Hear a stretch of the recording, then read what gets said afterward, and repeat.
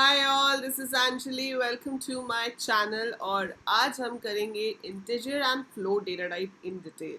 सो जब आप सी लैंग्वेज में काम कर रहे होते हो तो डेटा टाइप्स की नॉलेज बहुत ही ज़्यादा इंपॉर्टेंट है, क्योंकि सी एक स्ट्रांगली टाइप्ड लैंग्वेज है। सो जहाँ पर आप इंटीजर डिक्लेयर करते हो वहाँ पे इंटीजर स्टोर कर सकते हो, जहाँ पे फ्लोट डिक्लेयर कर रहे हो वहाँ पे फ्लोट स्टोर करते हो। So it maintains the data types and the variables, unlike Python जहाँ पर हम किसी भी टाइप की वैल्यू किसी भी वेरिएबल में पुट कर सकते हैं। सो अगर आप 11-12 से पाइथन पढ़ते आ रहे हो तो ये चीज़ आपके पास सी लैंग्वेज में बिल्कुल डिफरेंट है। और अगर सी आपकी पहली प्रोग्रामिंग लैंग्वेज है, आपने इससे पहले कोई लैंग्वेज नहीं पढ़ी, तो भी if this concept is new for you, so you will be easily able to understand from this video कि इंटीजर फ्लोट का मतलब क्या होता है और क्या क्या वेराइटीज़ इंटीजर और फ्लोट की हमारे पास सी प्रोग्रामिंग में होती हैं, राइट। सो चलिए शुरू करते हैं कि what do we mean by these data types and how can you use them in C programming. So आपके पास नंबर्स को स्टोर करने के लिए पहली बात तो इंटीजर और फ्लोट यूज होते हैं, ठीक है। सो जब हम डेटा टाइप्स की बात करते हैं, सो ये न्यूमेरिक डेटा टाइप्स हैं। जब आपको नंबर स्टोर करने होते हैं तो वो नंबर या तो होते हैं इंटीजर या फिर वो होते हैं float. Now what do we mean by that? So integer का मतलब है a number which does not have a fractional part. एक जो होल नंबर होता है जिसमें डेसिमल नहीं होता, पॉइंट नहीं होता, that is said to be an integer. And float is which is in points, ठीक है, जहाँ पे डेसिमल होना ज़रूरी है, like 7.5, 10.9, anything like that. So integer can be 315, integer can be -216, it can be 1500 और 10,563, एनीथिंग लाइक दैट। बट एक चीज़ जो रूल मैंने आपको पहले भी बताया था कि आप जीरो से इंटीजर को शुरू नहीं करोगे, बीच में पीछे कहीं भी जीरो हो सकता है, not at the first place, because then आपका नंबर सिस्टम ही बदल जाता है, वो उसको ऑक्टल नंबर समझ लेता है, ठीक है। सो वो आप नहीं करेंगे। बट अदर देन दैट आपका integer can be any combination of digits from 0 to 9, 0 not at the first place. Floating point numbers में भी वही है, 0 से शुरू नहीं करना है, बाकी आप कोई मर्जी नंबर लो, ठीक है, जितनी मर्जी बार उसमें ज़ीरो यूज़ करो, नेगेटिव लो पॉजिटिव लो, कोई फ़र्क नहीं पड़ता है। तो अगर पॉइंट है तो फ्लोट है, अगर पॉइंट नहीं है तो इंटीजर है। So these are the two major data types. But constant तो ठीक है, हम सीधे यूज़ कर लेंगे। इनको हम क्या कह सकते हैं? इंटीजर, लिटरल और कांस्टेंट्स। सो लिटरल और constant can be directly used, उसमें हमें प्री डिक्लेरेशन नहीं चाहिए होती। लेकिन जब आप वेरिएबल डिक्लेयर करते हो, सो आपको बताना पड़ता है कि भाई वेरिएबल का डेटा टाइप क्या है, and then we give name of the variables, है ना। अब ये जो डेटा टाइप है, यहाँ पर क्या क्या कीवर्ड्स पॉसिबल है for storing N integer? So that is the most important thing. I have 3 keywords possible. मैं इंट लिख सकती हूँ, मैं लॉन्ग इंट लिख सकती हूँ, और मैं अनसाइंड इंट लिख सकती हूँ, ठीक है। सो अगर मुझे इंटीजर चाहिए तो मेरे पास 3 पॉसिबिलिटीज़ हैं सी में। I can only right int, I can write long int, I can write unsigned int. So you have to understand कि भाई इन तीनों में फ़र्क क्या है, how are they different, which one should you use, तो वो आपको पता होना चाहिए, ठीक है। तो अब पहली चीज़ जो डिफरेंट आती है वो है मेमोरी रिक्वायरमेंट, ठीक है। आपको रैम में कितनी जगह चाहिए होगी। जो ट्रेडिशनल कंपाइलर्स हैं उसमें इंटीजर 2 बाइट्स यूज़ करता था, ठीक है। बट आजकल जितने भी लेटेस्ट कंपाइलर हैं, 1 integer takes 4 bytes of memory, क्योंकि हमारा वर्ड साइज बढ़ गया है, प्रोसेसर्स जो हैं वो फास्ट हो गए हैं। तो अब एक इंटीजर जो है वो 4 बाइट्स लेता है, बट जो पुराने जैसे कि टर्बो कंपाइलर है तो वो 2 बाइट्स ही लेता था, but latest one will take 4 bytes, ठीक है। तो एक तो मेमोरी रिक्वायरमेंट में फ़र्क है। लॉन्ग इंट में डबल हो जाती है ये मेमोरी। अगर 2 बाइट्स वाला कंपाइलर है तो ये 4 बाइट्स हो जाएगी, 4 बाइट्स वाला है तो ये 8 बाइट्स हो जाएगी। Now this keyword unsigned int, unsigned का मतलब जिसका साइन ना हो, है ना। तो अब मुझे बताओ, अगर हम एक नंबर लिखते हैं 180, मैंने इसके आगे कोई साइन नहीं लिखा, 2 साइन होते हैं हमारे पास, प्लस और माइनस, बट मैंने कोई साइन नहीं लिखा, so this is unsigned. When it is unsigned, right in the comments फटाफट से, अगर किसी नंबर के आगे साइन नहीं है तो हम उसको पॉजिटिव लेते हैं या नेगेटिव लेते हैं? फटाफट कमेंट में लिख के बताओ मुझे। अगर किसी नंबर के आगे कोई साइन नहीं है तो हम उसे पॉजिटिव लेते हैं या हम उसे नेगेटिव लेते हैं? वेरी गुड, हम उसे पॉजिटिव लेते हैं। तो अगर साइन नहीं है मतलब इट इज पॉजिटिव, अगर नेगेटिव है तो ऑब्वियसली बंदा साइन लगाएगा, so that is negative. So unsigned का मतलब है कि only positive integers can be used. इसकी मेमोरी सेम इंटीजर वाली ही होती है, अगर 2 बाइट्स इंटीजर कंपाइलर है तो 2 बाइट्स होगा, 4 बाइट्स है तो 4 बाइट्स होगा। फर्क इतना हो जाता है कि इसमें नेगेटिव नंबर स्टोर नहीं हो सकते, it only stores positive numbers. So unsigned का मतलब ही यही है कि साइन नहीं है तो ये सिर्फ पॉजिटिव नंबर्स ही स्टोर कर सकता है। So unsigned can store only positive numbers, इसमें नेगेटिव नंबर्स स्टोर नहीं होते। आप अनसाइंड लॉन्ग इंट भी ले सकते हो, तो लॉन्ग इंट के आगे अगर हम अनसाइंड कीवर्ड लिख देंगे तो वो अनसाइंड लॉन्ग इंट हो जाएगा। अब इसके बाद नेक्स्ट लेवल पे ये बात आती है कि ये 2 बाइट्स 4 बाइट से फ़र्क क्या पड़ रहा है ना। तो बहुत सिंपल सी चीज़ है बेटा, छोटे डब्बे में कम सामान आता है, उससे बड़े डब्बे में उससे ज़्यादा सामान आता है ना। तो जितना बड़ा कंटेनर उतनी बड़ी वैल्यू आप रख सकते हो। सो जब हम बात करते हैं एक इंटीजर की, मान लो 2 बाइट्स ले रहा है आपका integer. So if your integer is taking 2 bytes, एक बाइट में 8 बिट्स होती है। So 1 byte is equal to 8 bits, right. So 2 bytes में कितनी हो गई, 16 बिट्स। अगर आपने अभी तक कहीं पे भी नंबर सिस्टम पढ़ा है, क्योंकि अगर आप BCA BTech फर्स्ट ईयर में हो, फर्स्ट सेमेस्टर में हो, तो आपके पास डिजिटल इलेक्ट्रॉनिक सब्जेक्ट होगा जिसमें आपको नंबर सिस्टम पढ़ना पड़ेगा। या अगर आपके पास 11th में CS था तो आपने 11th में भी पढ़ा होगा। नहीं पढ़ा है तो चैनल पे वीडियोस हैं, आप नंबर सिस्टम देख सकते हो। पढ़ना तो पड़ेगा ही अगर आप BCA BTech या BSc कुछ भी कर रहे हो। So being a computer science student आपको नंबर सिस्टम्स आने चाहिए। और नंबर सिस्टम्स में हम ये चीज़ देखते हैं कि जब मेरे पास एक ही बिट की जगह होती है तो उसकी दो पॉसिबल आउटपुट्स होते हैं, 0 या 1। अगर मेरे पास 2 बिट्स की जगह हो तो मैं कॉम्बिनेशंस बना सकती हूँ 4, 0 0 0 1 1 0 1 1। अगर मेरे पास 3 बिट्स की जगह हो तो 8 कॉम्बिनेशंस बन सकते हैं, 0 0 0 0 0 1 0 1 1 1 0 0 1 0 1 1 1 0 1 1 1, एक रह गया 0 1 0।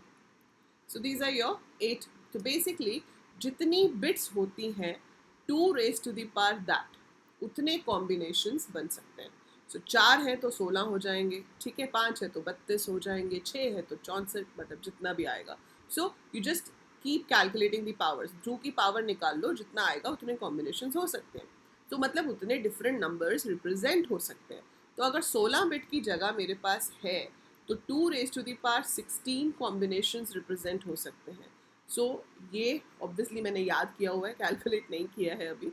सो 2 raise to the power 16 is 65,536, ठीक है।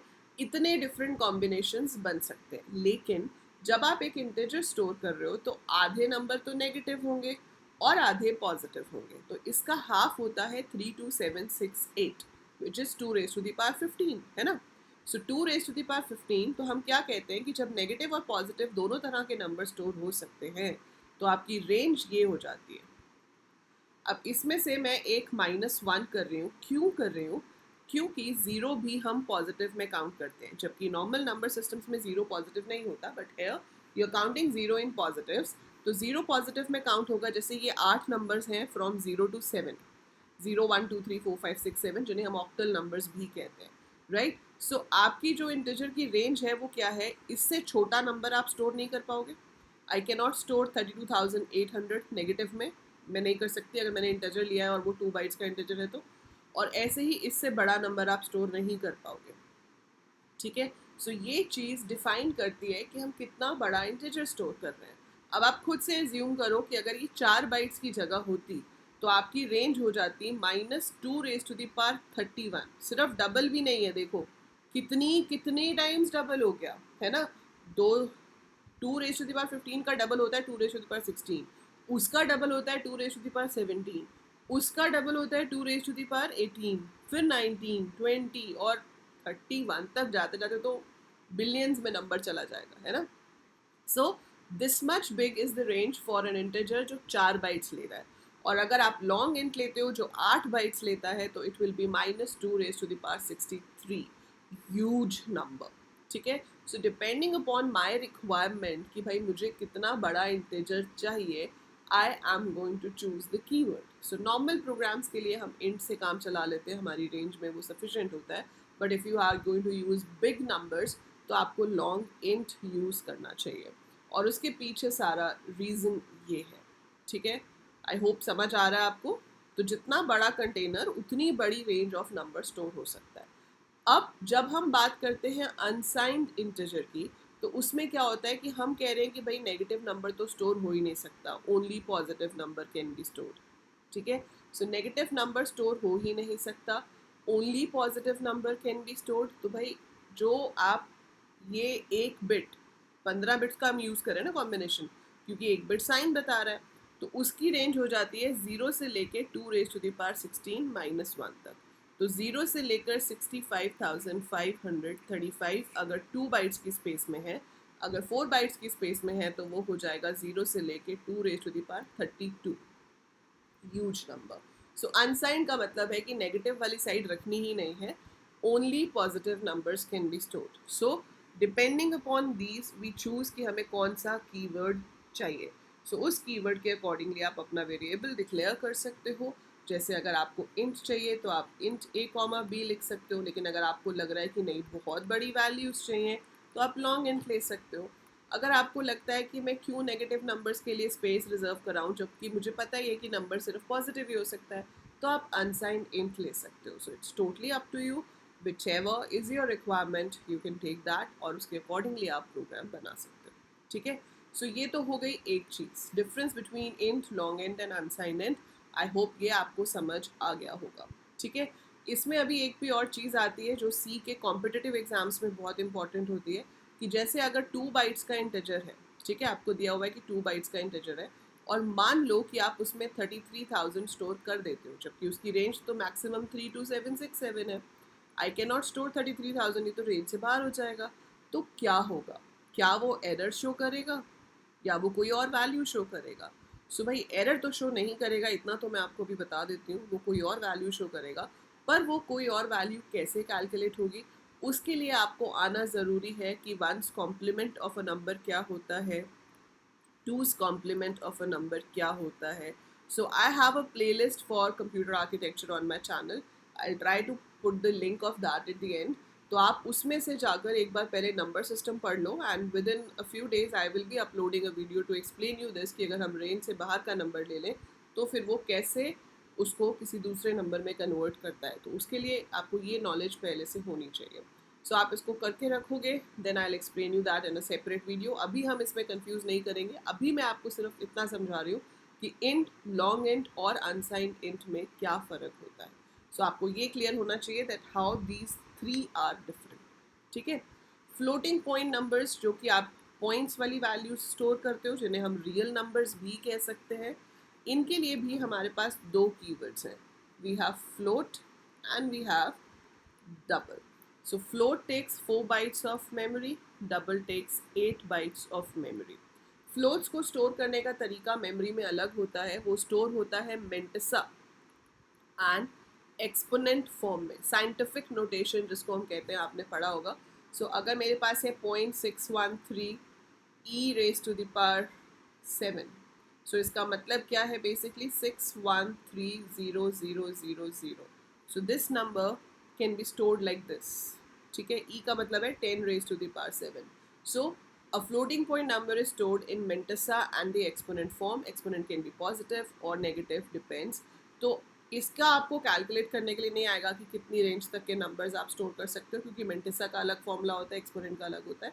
बट येस, ये चीज़ आप याद रख सकते हो कि अगर आप एक फ्लोट ले रहे हो तो वो बाय डिफ़ॉल्ट 6 डिजिट्स लेगा आफ्टर दी डेसिमल. तो अगर मैं एक फ्लोटिंग पॉइंट नंबर स्टोर करती हूँ तो मैं डिजिट मतलब डेसिमल के बाद 6 डिजिट्स तक स्टोर कर सकती हूँ. और अगर मैं डबल लेती हूँ तो I can store 12 digits after decimal. So अगर हम एक फ्लोट लेते हैं तो हम 6 डिजिट्स आफ्टर डेसिमल स्टोर कर सकते हैं. अगर हम एक डबल लेते हैं तो हम 12 डिजिट्स आफ्टर डेसिमल स्टोर कर सकते हैं. ये चीज़ आपको फ्लोट और डबल के लिए याद रखनी है. ठीक है, so that's about your float and double. कैर में तो सिर्फ कैर ही एक डेटा टाइप होता है, क्योंकि वो आपके कैरेक्टर्स को स्टोर करता है एस्काई फॉर्मेट में, इसलिए 1 कैरेक्टर 1 बाइट ऑक्यूपाई करता है. ठीक है, अच्छा, अनदर थिंग इज़ जो आप इस वीडियो से करेंगे कि हम अगली क्लास में करेंगे इनपुट आउटपुट स्टेटमेंट्स कैसे यूज़ होती हैं, जैसे जो कि सी में है प्रिंट एफ स्कैन एफ. सो वो आई will be telling you in the next video, ताकि हम पूरे प्रोग्राम अब बना सकें यूज़र से इनपुट लेके और फिर रिजल्ट को हम शो कर सकें. तो उसमें आपके पास एक कैरेक्टर स्पेसिफायर जैसी चीज़ यूज़ होती है, स्पेशल थिंग जो कि बताती है कि हम किस डेटा टाइप को प्रोसेस कर रहे हैं. तो इंट के लिए वो होता है %d, अनसाइंड इंट के लिए होता है %u, देन लॉन्ग इंट के लिए होता है %ld, फ्लोट के लिए होता है %f, और डबल के लिए होता है %lf, that is long float. ठीक है, सो ये क्या कहते हैं, इनको हम कैरेक्टर स्पेसिफायर्स. तो इनका कहाँ पे इस्तेमाल होता है ये आप सीखेंगे इससे अगली वीडियो में, जहाँ पर मैं आपको इनपुट आउटपुट स्टेटमेंट्स के बारे में बताऊंगी. And then we'll actually start making programs in C language. तो ये बेस आपको पहले बहुत अच्छे से क्लियर होना चाहिए इससे पहले कि आप एक्चुअल कोडिंग शुरू करो. So go through this video maybe once again, अगर आप इसको बहुत डिटेल में अच्छे से समझना चाहते हो. And do let me know कि डाउट है, कोई भी डाउट है तो राइट इन कमेंट्स. और अगर समझ आ गया है तो please click the like button, because that is the only way I get to know that my videos are useful to you. मेरी वीडियो से आपको फ़ायदा हो रहा है, मेरी वीडियोस आप और देखना चाहते हैं, आप मुझसे और सीखना चाहते हैं, तो आप इस लाइक बटन पे क्लिक ज़रूर कीजिए. Share the video with all your friends, classmates, juniors, everyone, because there is a lot to learn on the channel. And subscribe the channel if you haven't subscribed yet. It's absolutely free. And yeah, for motivating me, I need the subscribers to increase. ठीक है, तो इसलिए share करते रहो और सबको बोलते रहो सब्सक्राइब करने के लिए. So that is it for this video. I'll see you in the next one. Till then, take very good care of yourself.